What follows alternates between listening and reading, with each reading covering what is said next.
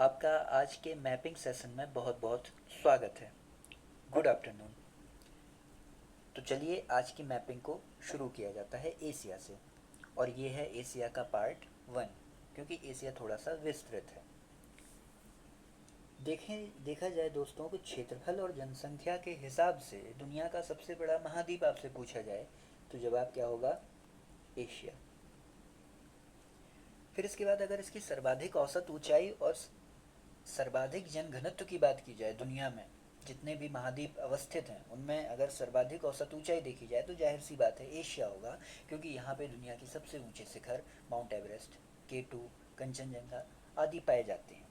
सर्वाधिक जनघनत्व में सर्वाधिक जनसंख्या यहाँ पे है, तो सर्वाधिक जनघनत्व भी यहाँ पे पाया जाएगा। एशिया को येलो कॉन्टिनेंट भी कहते हैं, क्योंकि यहाँ पे कुछ जनजातियाँ या कुछ प्रजातियाँ ऐसी हैं जिनका जो वर्ण है वो पीत वर्ण है, तो पीत महाद्वीप या येलो कॉन्टिनेंट भी इसको कहते हैं। फिर इसके बाद इसके दो देश ऐसे हैं, रूस और तुर्की, जिनका विस्तार दो महाद्वीपों में है, यूरोप में और एशिया में। उसको हम एशियन टर्की कहते हैं जो हमारे पास है, और यूरोप में जो कंट्री है उसको यूरोपियन तुर्की कहते हैं। जबकि जो टर्की की राजधानी है अंकारा, वो यूरोपियन साइड में आती है, यूरोपियन पार्ट में आती है। रूस रूस की राजधानी भी यूरोपियन पार्ट में आती है, मॉस्को। तो चलिए देखते हैं यूरोप और एशिया के विभाजक कौन कौन हैं। सबसे पहले यूराल माउंटेन्स। यूराल माउंटेन्स आपको दिख रहे होंगे कि एशिया और यूरोप को डिवाइड कर रहे हैं। दूसरा, यूरल नदी। इसी माउंटेन से होके एक नदी बहती है जिसको यूराल नदी कहते हैं। यूराल माउंटेन से होके देखिए आप, ये बह रही है नदी, और यह भी एशिया और यूरोप को विभाजित करने का काम करती है। और ये जाके कहाँ विसर्जित हो जाती है, अपना जल कहाँ विसर्जित कर देती है? कैस्पियन सागर में विसर्जित कर देती है। फिर इसके बाद कैस्पियन सागर की बारी आती है। कैस्पियन सागर के बारे में हम लोग बाद में डिटेल में देखेंगे। फिर इसके बाद कॉकेकस माउंटेन्स आता है। कॉकेसस पर्वत जो आते हैं वो एशिया और यूरोप को विभाजित करने का काम करते हैं। दिख ही रहे हैं आपको, ये एशिया वाला पार्ट है और ये यूरोप वाला पार्ट है। फिर इसके बाद देखते हैं काला सागर या ब्लैक सी। काला सागर के बारे में एक ट्रिक है याद करने की। काला सागर की सराउंडिंग कंट्रीज़ हैं उनके बारे में ट्रिक है, बर्गर टी। आपने पढ़ी होगी कई जगह से, बर्गर टी, जिसमें जी साथ में रहता है, BURGER टी, बर्गर टी। तो बी से हो जाता है बुल्गारिया, यू से हो जाता है यूक्रेन, एक आर से हो जाता है रोमानिया, इससे हो जाता है जॉर्जिया, इससे हो जाता है रसिया, और टी से हो जाता है तुर्की या तुर्की। तो ये बर्गर टी काला सागर के सराउंडिंग कंट्रीज़ को याद रखने के लिए एक अच्छी ट्रिक है। फिर इसके बाद देखा जाए तो बास्पोरस जल संधि, डेंड्रेनलीज जल संधि और मरमरा सागर, ये भी क्या करते हैं? एशिया और यूरोप को विभाजित करते हैं। लेकिन इसमें आपको याद क्या रखना है, अगर आपसे एग्जाम में पूछ लिया गया कि इनको पूर्व से पश्चिम लगाओ, ये तीन आपको दे दिए, मान लो 1, 2, 3, और आपसे कह दिया कि इनको पूर्व से पश्चिम लगाओ, तो सबसे पहले आएगा बास्पोरस जल संधि यानी 1, फिर इसके बाद आएगा मरमरा सागर यानी 3, और फिर आएगा 2, यानी इसका क्रम 1, 3, 2 होगा। इस तरीके से अगर देखा जाए तो पूर्व से पश्चिम लगाने पर भी वही क्रम होगा और वही क्रम उत्तर से दक्षिण लगाने पे होगा, क्योंकि सबसे ऊपर बास्पोरस है, फिर उसके नीचे दक्षिण में सी ऑफ मरमरा है, फिर उसके नीचे सबसे नीचे डंडनली जल संधि है।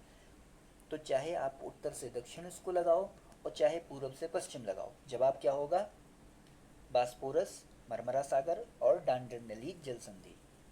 फिर इसके बाद दोस्तों भूमध्य सागर के बारे में देख लेते हैं। भूमध्य सागर देखो, यूरोप में भी, यूरोप कॉन्टिनेंट को भी टच करता है, एशियन कॉन्टिनेंट को भी टच करता है और अफ्रीकन कॉन्टिनेंट को भी टच करता है।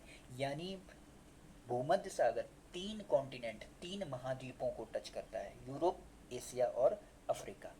इसके बारे में कुछ डिटेल में चीज़ें हैं वो बाद में देखेंगे। फारस की खाड़ी वाले राष्ट्र, फारस की खाड़ी वाले राष्ट्र को अगर आपको ट्रिक से याद करना हो तो मैंने एक ट्रिक बनाई थी, उस ट्रिक का नाम है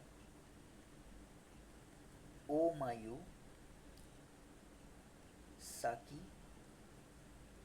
बाकी। जिस तरीके से मैंने लिखा है आप उसी तरीके से ट्रिक को नोट करिएगा, क्योंकि अन्य भिन्न तरीके से अगर आप करेंगे तो आप हो सकता है कंफ्यूज हो जाएं और उन देशों के नाम ना निकल पाएँ। ओमा से हो गया ओमान, यू से हो गया यूएई, एस से हो गया सऊदी अरेबिया, क्यू से हो गया कतर, एक आई से आप इराक मान लो चाहे ईरान मान लो, जो भी आपका मन हो। बी से हो गया बहरीन, के से हो गया कुवैत, और आई से हो गया इराक। चाहे आप यहाँ पे ईरान मान लो या इराक मान लो, आपके ऊपर है। तो ये पर्शियन गल्फ के सराउंडिंग कंट्रीज हैं जिनके लिए ट्रिक है ओ मायू साकी बाकी, जैसा लिखा हुआ है वैसा ही याद करना। चलिए अब हम पश्चिमी एशिया के उन देशों के बारे में देख लेते हैं जो भूमध्य सागर से सीमा लगाते हैं, यानी यहाँ पे जो कंट्रीज़ हैं और वो कंट्रीज़ भूमध्य सागर से सीमा लगा रही हैं, तो आप उनको कैसे याद कर सकते हो? उनके लिए एक ट्रिक है, TCS इज साइलेंट, जैसा लिखा जा रहा है वैसा ही आपको याद करना है। TCS, टी से क्या हो गया आपको पता है, पहले से पता है, तुर्की है। तुर्की की राजधानी क्या है? अंकारा। सी से हो गया साइप्रस, एस से हो गया सीरिया। अच्छा ये बताइए साइप्रस की राजधानी क्या है? साइप्रस की राजधानी है निकोशिया। सीरिया, सीरिया की राजधानी क्या है? दमिश्क। फिर इसके बाद इजराइल आता है, इजराइल के बाद सिनाई प्रायद्वीप आता है, और सिनाई प्रायद्वीप के बाद लेबनन आता है। ये सिनाई प्रायद्वीप हो गया और ये हो गया लेबनन, और लेबनन की राजधानी क्या है? बेरुत। तो ये पश्चिम एशिया के वो देश हैं जो भूमध्य सागर से सीमा लगाते हैं, उसके लिए एक ट्रिक है TCS इज साइलेंट। फिर इसके बाद बाबल मंडप जल संधि की बात आती है। बाबल मंडप जल संधि के बारे में आप देख लीजिए, ये यमन और ओमान के बीच से निकलती है। दो देश हैं, दोनों देशों का ऐसे पॉइंट होता है यहाँ पे आपका ओमान है और यहाँ पे आपका यमन है। तो यमन और ओमान के बीच से ये बाबल मंडप जल संधि निकलती है। इसके बारे में पूछा ये जाता है कि ये किन दो सागरों को या किन दो जल धाराओं को, जल राशियों को जोड़ने का काम करती है। तो रेड सी और गल्फ ऑफ अदन, अदन की खाड़ी को लाल सागर से जोड़ती है, या फिर आप कह सकते हो कि ये लाल सागर को अरब सागर से जोड़ने का काम करती है। आप देख लीजिए एक बार मैप में, ये है गल्फ ऑफ अदन और ये है लाल सागर। ठीक, तो लाल सागर को गल्फ ऑफ अदन से, और अदन की खाड़ी कहाँ पे? अरब सागर में है, तो अरब सागर से जोड़ने का काम करती है। ठीक, और किन दो उनको अलग करती है? तो ये आपका अफ्रीकन पार्ट है और ये आपका एशियन पार्ट है। तो किन दो प्राय महाद्वीपों को अलग करती है? अफ्रीका और एशिया को अलग करती है। इसमें एक खाड़ी है, मतलब इसी को खाड़ी है जो बाबल मंडप जल संधि, इसको आंसुओं की खाड़ी कहते हैं, गल्फ ऑफ टीयर्स। और वो गल्फ ऑफ टीयर्स क्यों कहते हैं? क्योंकि यहाँ की सापेक्षिक आर्द्रता बहुत अधिक है। हो सकता है ऐसा प्रश्न आपसे कथन कारण में पूछ लिया जाए, असर्सन और रीजन। असर्सन दे दिया जाए कि बाबल मंडप जल संधि is known as gulf of tears, reason दे दिया जाए because it's relative humidity is much more, बहुत अधिक आर्द्रता है, सापेक्षिक आर्द्रता, जिस वजह से इसको आंसुओं की खाड़ी कहते हैं। तो कथन और कारण दोनों सही होंगे और वो उसकी सही व्याख्या भी कर रहा होगा। फिर इसके बाद तुर्की देखते हैं, तुर्की की राजधानी है अंकारा, आपको याद रखना है। फिर इसके बाद बास्पोरस जल संधि, मरमरा सागर और डांडेनलिक जल संधि, इसी क्रम में आपको हमने बताया था ना, बास्पोरस जल संधि, मरमरा सागर और उसके बाद डांडेनलिक संधि। चाहे आप पश्चिम से पूर्व लगा लीजिए, सॉरी चाहे पूर्व से पश्चिम लगा लीजिए और चाहे उत्तर से दक्षिण लगा लीजिए, यही क्रम होगा। फिर इसके बाद देखते हैं टर्की, टर्की की राजधानी ये अंकारा, ये किस पार्ट में आती है? ये यूरोप वाले पार्ट में आती है अंकारा। फिर इसके बाद यहाँ पे आपको ये चीज़ देखनी है, पॉन्टिक माउंटेन यहाँ पे है, ईस्टर्न टॉरस, टॉरस माउंटेन एक ईस्ट में है और एक वेस्ट में है। Koroglu mountains, Koroglu mountains, Pontic mountains, Taurus mountains और अनातोलिया का पठार। ये वही अनातोलिया का पठार है जहाँ से बोगज को अभिलेख मिला था 1400 ईसा पूर्व में। जिसमें खत्ती और मितन्नी कबीलों के बीच में संधि की गई थी और संधि का साक्षी देवताओं को बनाया गया था, और उसमें 4 देवताओं का जिक्र था, इंद्र, मित्र, नासत्य और वरुण। तो ये भी आपको याद रखना है, ये वही अनातोलिया का पठार है। तो आप इसकी प्राचीनता समझ सकते हो। फिर इसके बाद तुर्की के उत्तर पूर्व में काला सागर माना जाता है, दक्षिण में मरमरा सागर, दक्षिण पश्चिम में एजियन सागर और दक्षिण में मेडिटेरियन सी भी है। भूमध्य सागर भी इसके दक्षिण में आता है। अब यहाँ का इजमिर जो है वो शराब उद्योग के लिए बहुत फेमस है। तो इजमिर की शराब बहुत फेमस है, ये आपको याद रखना है। इसके अलावा एनातोलिया या एशिया माइनर का पठार आपने देख लिया, एनाडोलू टोरस पर्वत श्रृंखला आपने देख ली। अब आते हैं हम ईरान पर। ईरान की राजधानी क्या है? तेहरान। यहाँ का एक शिराज क्षेत्र है वो, या ईरान की सांस्कृतिक राजधानी माना जाता है। जहेदान यहाँ का एक प्रमुख शहर है। बंदर अब्बास, बुशेहर और आबादान यहाँ के तेल क्षेत्र हैं। तो तेल क्षेत्र तो आपको याद रखने हैं, जिसमें सबसे इम्पोर्टेंट है बंदर अब्बास। चलिए, तेहरान ईरान की राजधानी आपने देख ली, शिराज ईरान की सांस्कृतिक राजधानी, बंदर अब्बास यहाँ का एक तेल क्षेत्र है, माउंट देमबंद, एल्ब्रुस माउंटेन्स यहाँ पे पाए जाते हैं। ईरान में एल्ब्रुज माउंटेन्स पाए जाते हैं, जिसकी सबसे ऊंची चोटी क्या है? माउंट देमबंद है। ये भी आपको याद रखना है।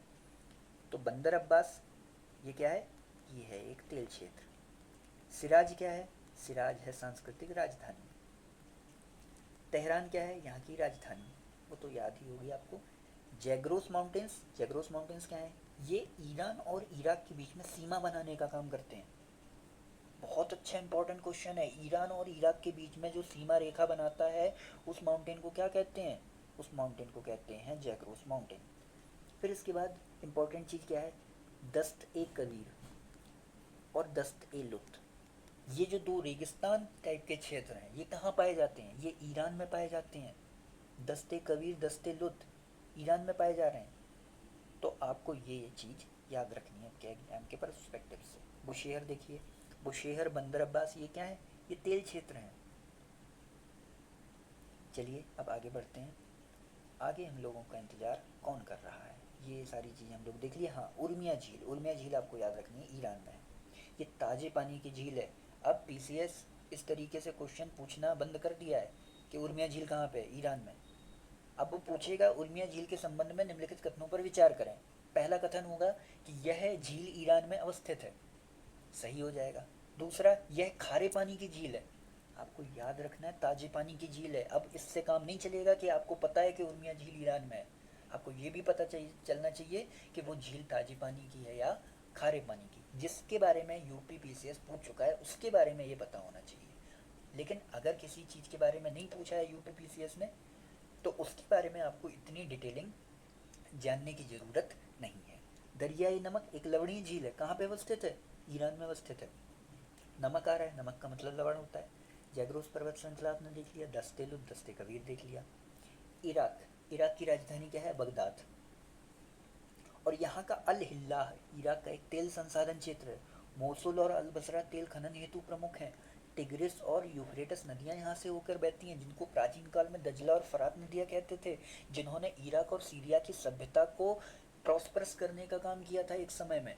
इन्हीं नदियों के किनारे इराक और जो सीरिया है उसकी सभ्यता विकसित हुई थी, और उस सभ्यता ने पूरे विश्व में राज्य करने का काम किया था। लेकिन वर्तमान में सभ्यता का पूरी तरह से क्षरण हो गया है, आईएसआईएस का यहाँ पे अधिकार क्षेत्र आ गया है। तो ये इराक जैसे देशों के लिए या सीरिया जैसे देशों के लिए बहुत गर्व की बात हो सकती थी कि ये सभ्यता एक समय बहुत प्रॉस्परस थी।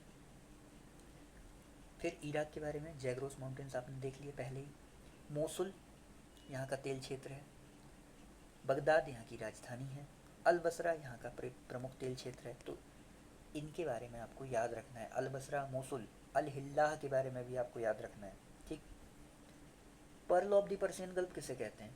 ये प्रश्न वनडे एग्जाम में बहुत पूछा जाता है। Pearl of the Persian gulf, या जो खाड़ी है पर्सियन गल्फ, उसका मोती किसे कहते हैं? उसका कहते हैं बहरीन को। बुर्रान तेल क्षेत्र कहाँ पे है? बुर्रान तेल क्षेत्र कुवैत में है। क्योंकि ये जो मिडिल ईस्ट वाला पार्ट है ना, मिडिल ईस्ट वाला पार्ट अपने तेल क्षेत्रों के लिए बहुत फेमस है। तो कोई भी देश अगर हम लोग पढ़ रहे हैं तो वहाँ के तेल क्षेत्र, इंपॉर्टेंट तेल क्षेत्र के बारे में ज़रूर जानकारी होनी चाहिए। जैसे दुखान, दुखान तेल क्षेत्र कहाँ पे है? कतर। कतरा कतरा बहता है तो दुख होता है ना। तो दुखान तेल क्षेत्र कहाँ पे? कतर में है। बुर्रान तेल क्षेत्र कुवैत में। ये कतर है और ये कुवैत है। ये दुखान तेल क्षेत्र है। और कुवैत में कौन सा तेल क्षेत्र है? कुवैत में है बुर्रान तेल क्षेत्र, जो यहाँ पे लिखा हुआ नहीं है। चलिए आगे चलते हैं। दोस्तों आप सभी लोग को बताना चाहेंगे कि ये हमारा टेस्ट सीरीज चल रहा है यूपी पीसीएस और आरओ का, उसमें ही ये सारी चीज़ें कराई जा रही हैं, जिसका एक सैंपल आप सभी लोग को यहाँ पे अपलोड किया जा रहा है कि एशिया का एक पार्ट 1 यहाँ पे आप सभी लोगों को दिखाया जा रहा है। ये सारी चीज़ें बहुत कुछ कॉम्प्लीमेंट्री वहाँ पे फ्री में प्रोवाइड कराई जा रही हैं टेस्ट सीरीज़ के अलावा भी। टेस्ट सीरीज़ इतना बेहतरीन है कि जिस पे विश्वास करके लोगों ने इसका मतलब इतना प्रेम दिया है, क्या बताएं। तो जो भी टेस्ट सीरीज़ लेना चाह रहे हैं वो टेलीग्राम नंबर, व्हाट्सअप नंबर हम दे रहे हैं 6306201394, डिस्क्रिप्शन बॉक्स में दे देंगे, वहाँ से आप सभी लोग संपर्क करके डिटेल जानकारी ले सकते हैं। बहुत बहुत धन्यवाद। जी दोस्तों, अब हम लोग सऊदी अरब के बारे में देखते हैं। सऊदी अरब की राजधानी क्या है? रियाद। इसके पश्चिम में लाल सागर है, पूर्व में फारस की खाड़ी अवस्थित है। यानी अगर आपसे पूछा जाए कि सऊदी अरब किन दो सागर या खाड़ियों के मध्य अवस्थित है, तो लाल सागर और फारस की खाड़ी के मध्य में ये अवस्थित है। एक भी जल संधि का मुहाना सऊदी अरब से नहीं गुजरता है। ये इम्पोर्टेंट है, क्योंकि डांडरनली जल संधि है वो कहाँ पे? यमन और ओमान के बीच में पड़ती है। तो कोई भी जल संधि इसके बीच में नहीं पड़ती है। ये थोड़ा सा इम्पोर्टेंट फैक्ट है। फिर यहाँ पे राजतनूरा एक प्रमुख तेल क्षेत्र है। दहरान, दमान, जुबैल भी महत्वपूर्ण है। बद्दू यहाँ की प्रमुख जनजाति, कई बार पीसीएस परीक्षा में आ चुका है। प्रमुख बंदरगाह जेद्दा है। अमेरिका की नज़र हमेशा इस बंदरगाह पे गड़ी रहती है, क्योंकि इसकी स्ट्रेटजिकल लोकेशन बहुत इंपॉर्टेंट है। अन्नाफूद और रब्बल खाली यहाँ के डेजर्ट हैं। तो रब्बल खाली यहाँ पे कहाँ पे है? ये देखिए आप लोग, ये दक्षिण पूर्व साइड में है, ठीक। और ये अन्नाफूद कहाँ पे है? ये लगभग उत्तर पश्चिम साइड में है। तो अन्नाफूद उत्तर पश्चिम में, रब्बल खाली दक्षिण पूर्व में। ये सऊदी अरब के डेजर्ट हैं। फिर इसके बाद आपने देखा था कि इसकी राजधानी है रियाद। मदीना यहाँ का एक प्रमुख क्षेत्र है। मदीना, मक्का मदीना जिसको जानते हैं आप लोग। फिर इसके बाद अगला देश आता है इजराइल। इजराइल वेस्ट बैंक और गाजा स्ट्रिप विवाद को लेकर हमेशा चर्चा में रहता है। हमेशा आप देखते होंगे इजराइल फिलिस्तीन के बीच में विवाद रहता है। और बहुत सारे जो आतंकवादी गुट हैं वो इजराइल को धमकाते रहते हैं। लेकिन इजराइल बहुत सशक्त देश है, छोटा सा देश है, लेकिन बहुत अपनी आर्मी को लेके बहुत जाना जाता है। नूजन डेजर्ट यहाँ पे पाया जाता है। ये देखिए वेस्ट बैंक है, ये गाजा स्ट्रिप है, ठीक। वेस्ट बैंक कहाँ पे है? वेस्ट साइड, पश्चिम साइड। जो वेस्ट बैंक है वो दरअसल पूर्व साइड में है। और जो गाजा स्ट्रिप है, वो गाजा स्ट्रिप कहाँ पे है? वो गाजा स्ट्रिप इसके पश्चिम साइड में है। तो ये थोड़ा सा ध्यान देना। अब चलिए आगे बढ़ते हैं। हाल ही में समाचारों में रहा गोलन हाइट्स क्या है? ये मिडिल ईस्ट में एक क्षेत्र है जो गोलन हाइट्स के नाम से जाना जाता है। विवादित क्षेत्र है, काफ़ी विवादों में रहता है। और ये यूपीएससी में एक बार पूछा जा चुका है। फिर इसके बाद दुनिया की सबसे लंबी पाइपलाइन सुविधा के बारे में आता है, ट्रांस अरेबियन पाइपलाइन। ये अल दहरान से लेबनान के सैदा पोर्ट तथा इजराइल के हैफा पोर्ट तक जाती है। सबसे पहले अल दहरान से ये यात्रा करती है सैदा पोर्ट तक की, और सैदा पोर्ट से फिर ये हैफा पोर्ट आ जाती है। और हैफा पोर्ट कहाँ पे है? इजराइल में है। सैदा पोर्ट कहाँ पे है? लेबनान में है। लेबनान की राजधानी क्या है? बेरूत है। सऊदी अरब की राजधानी क्या है? रियाद। तो चलिए अब आते हैं हम लोग सीरिया पे। सीरिया की राजधानी क्या है? दमिश्क। यहाँ पे अलेप्पो एक प्रमुख नगर है। यहाँ से देखो यूफ्रेटस रिवर निकल रही है। यहाँ पे ये टिग्रिस, दजला, फरात नदियाँ निकल रही हैं। और यहाँ की जो राजधानी है दमिश्क। फिर इसके बाद यहाँ पे एक झील आती है, असद झील। अल असद झील के बारे में आप याद रखना। अल असद झील कहाँ पे है? अल असद झील का संबंध सीरिया से है। चलिए, सीरियन डेजर्ट, नाम ही सीरियन है तो याद करने की ज़रूरत है नहीं। अब आते हैं सेंट्रल एशियन कंट्रीज़ पे, जिनकी राजधानियाँ बहुत पूछी जाती हैं पीसीएस की परीक्षा में। कजाकिस्तान की नूर सुल्तान है। उज्बेकिस्तान की ताशकंद है। ताजिकिस्तान की दुशांबे है। किर्गिस्तान की बिश्केक है। तुर्कमेनिस्तान की अशगाबात है। मैंने ऐसे याद किया था इसको कि उज्बक, उज्बक मतलब यहाँ पे, उज्बक का मतलब होता है जो थोड़ा धमा चौकड़ी मचाते रहते हैं, थोड़ा सा अलग प्रकृति उनकी होती है, तो उनको उज्बक कहते हैं। उज्बक ताश खेल रहे थे, तो उज्बक ताश खेल रहे थे तो ताशकंद इनकी राजधानी हो गई। ताजिकिस्तान की ताज दो, मुझे ताजमहल दे दो, तो ताजिकिस्तान की दोशांबे या दुशांबे हो गई। किर्गिस्तान की बिश्केक हो गई। किर्ग, किर्ग मतलब बिश्क, मतलब किसी चीज़ में कीड़ा गिर गया तो उसमें विष आ गया, तो किर्गिस्तान की क्या हो गई, बिश्केक हो गई। तुर्कमेनिस्तान की अशगाबात हो गई। तो तुर्क अश्क, तुर्क जो लोग हैं वो अश्क बहा रहे हैं, क्यों बहा रहे हैं वो जाने। तो तुर्क अश्क बहा रहे हैं, अशगाबाद। किर्गिस्तान किर्ग बिश, किर्ग बिश्केक। ताजिकिस्तान की ताज दो, ताजिकिस्तान की दुशांबे। उज्बेकिस्तान, उज्बक ताश खेल रहे हैं, उज्बेकिस्तान की ताशकंद। और कजाकिस्तान की आप याद कर लो, नूर सुल्तान। इसकी पहले अस्ताना राजधानी थी, अब नूर सुल्तान हो गई है।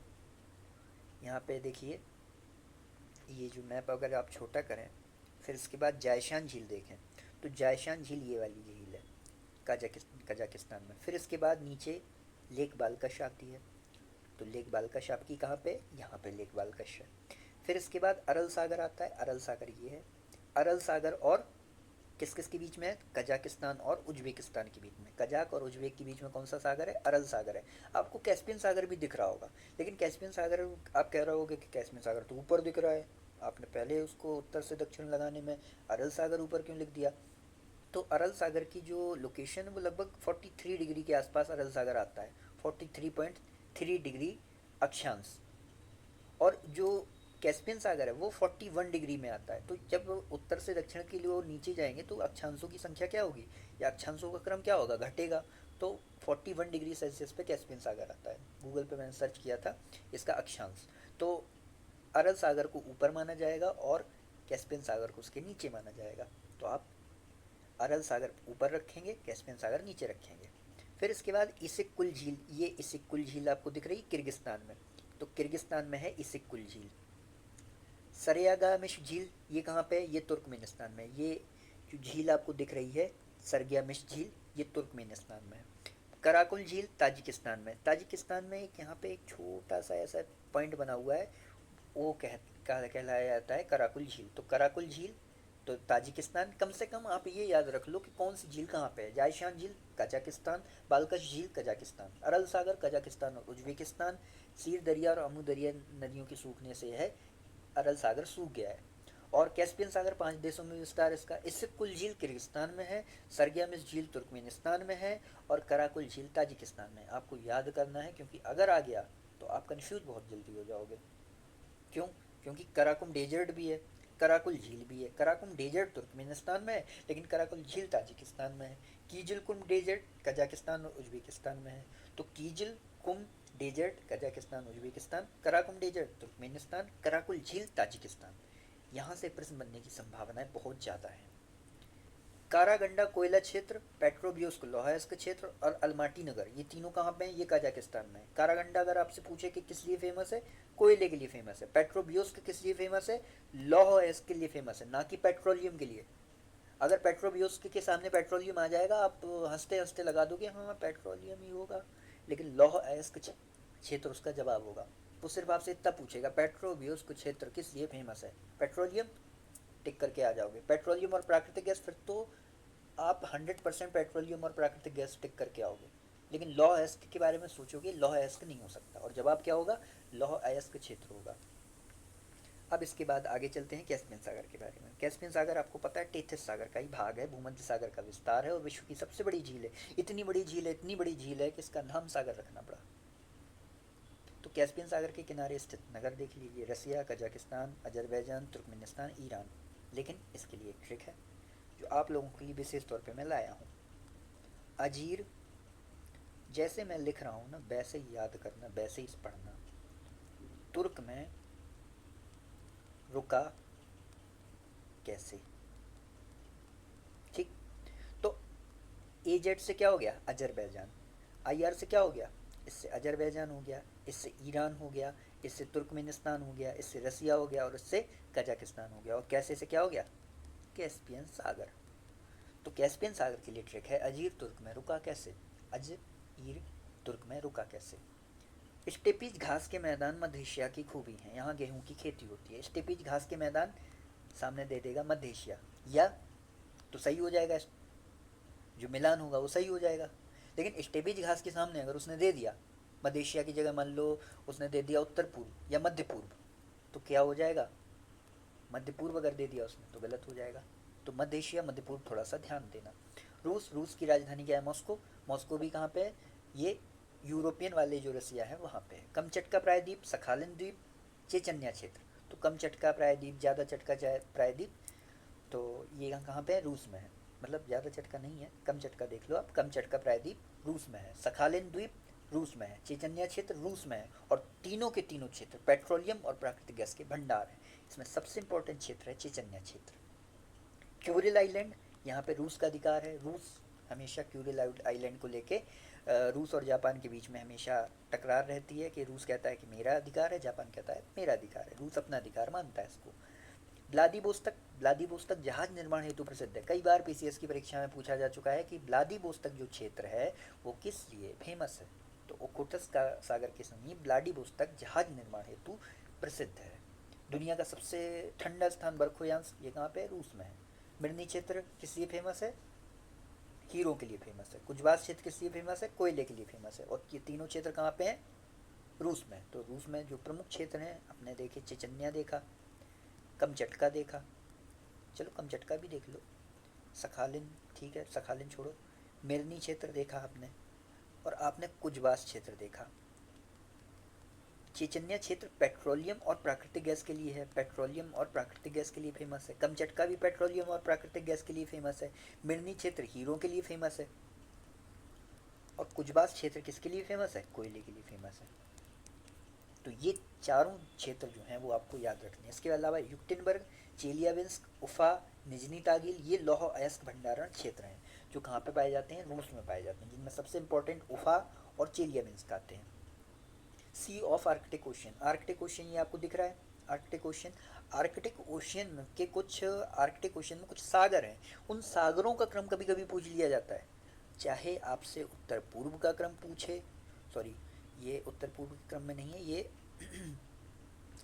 दक्षिण उत्तर के क्रम में, दक्षिण उत्तर क्रम पूछ ले आपसे, चाहे आपसे पश्चिम से पूर्व का क्रम पूछ लिए, दोनों क्रम समान रहेंगे। सबसे पहले देख लीजिए आप, सबसे पहले आएगा व्हाइट सी, व्हाइट सी के बाद आएगा कारा सी, कारा के बाद आएगा लापटेप सी, लापटेप के बाद आएगा ईस्ट साइबेरियन सी, और सबसे लास्ट में आएगा चुकची सी। ठीक, तो व्हाइट सी, कारा सी, लापटेप सी, ईस्ट साइबेरियन सी, चुकची सी। अगर आप पश्चिम से पूर्व जाएंगे तो ये क्रम होगा, और अगर आप दक्षिण से उत्तर जाएंगे तो भी यही क्रम होगा। सबसे पहले व्हाइट सी, फिर कारा सी, फिर लापटेप सी, फिर ईस्ट साइबेरियन सी, और फिर चुकची सी। आप पश्चिम से पूर्व क्रम याद रख लीजिए, दक्षिण से उत्तर अपने आप आपका सही हो जाएगा। Trans Siberian railway Saint Petersburg से व्लादिवोस्तोक जाती है। ये पहले जब हम लोग छोटे थे तब जीके में पूछा जाता था, ट्रांस साइबेरियन रेलवे कहाँ से कहाँ तक जाती है, सेंट पीटर्सबर्ग से व्लादिवोस्तोक। और ये व्लादिवोस्तोक वही क्षेत्र है जो किसके लिए फेमस है, जहाज निर्माण के लिए।